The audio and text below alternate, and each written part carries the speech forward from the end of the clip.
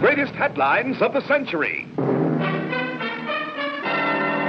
Dateline, Milan, Italy, April 28, 1945. In a moment, the story.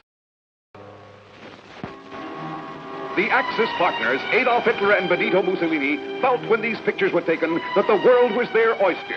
And during the early years of the war, very few could dispute their optimism. Things were going as planned as far as the two dictators were concerned. Unqualified successes on all fronts brought daily glad tidings. This early meeting at Hitler's Birches Garden Retreat, however, proved to be a premature victory celebration. By the middle of 1943, the Allies had landed and were winning the battle in Sicily. Even while the troops were coming ashore, a rebellion was catching fire in Rome. Il Duce had had his moment of glory. His goose-stepping, black-shirted legions had held the center of the stage for over 20 years, but their day of reckoning was now at hand.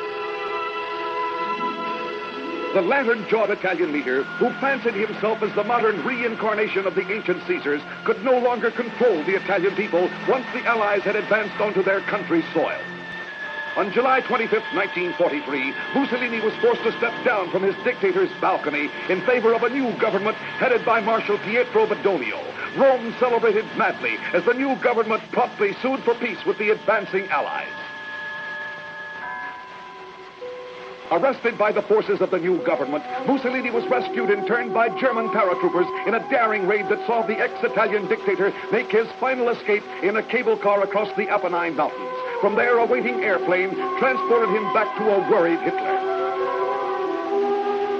This meeting showed a marked change over their earlier ones. The German Fuhrer looked worn and drawn. His rescued partner, stripped of his gaudy uniform and medals, smiled weakly, almost in embarrassment over his inglorious flight.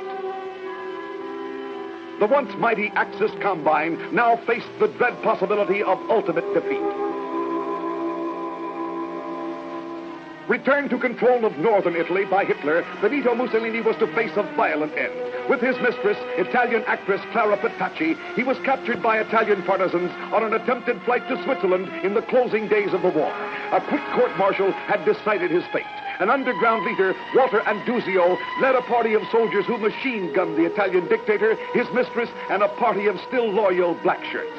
A riot broke out in Milan as angered citizens fought with the military in a horrible attempt to trample the bodies of the dead fascisti and their infamous leader.